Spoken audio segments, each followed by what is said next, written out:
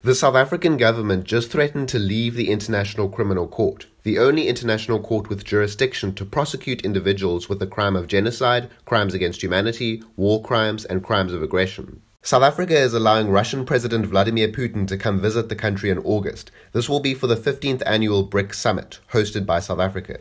In March of this year, the International Criminal Court issued an arrest warrant for Vladimir Putin for war crimes, charging him with illegally abducting tens of thousands of Ukrainian children and deporting them to Russia. Since South Africa is a member of the International Criminal Court, it is obligated to arrest Putin if he sets foot on its territory.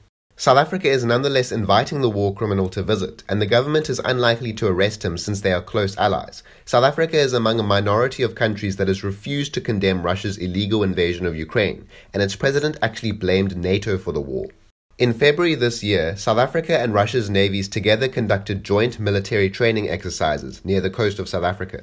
So South Africa will likely let Putin in and not arrest him, and it wouldn't be the first time South Africa welcomed in war criminals. Omar al-Bashir was the dictator of Sudan for 30 years, seizing power in a military coup and establishing a one-party state.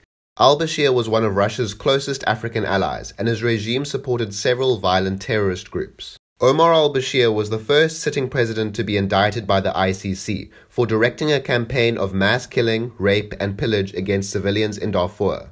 The UN estimates that the Darfur genocide killed 300,000 and caused 3 million to lose their homes.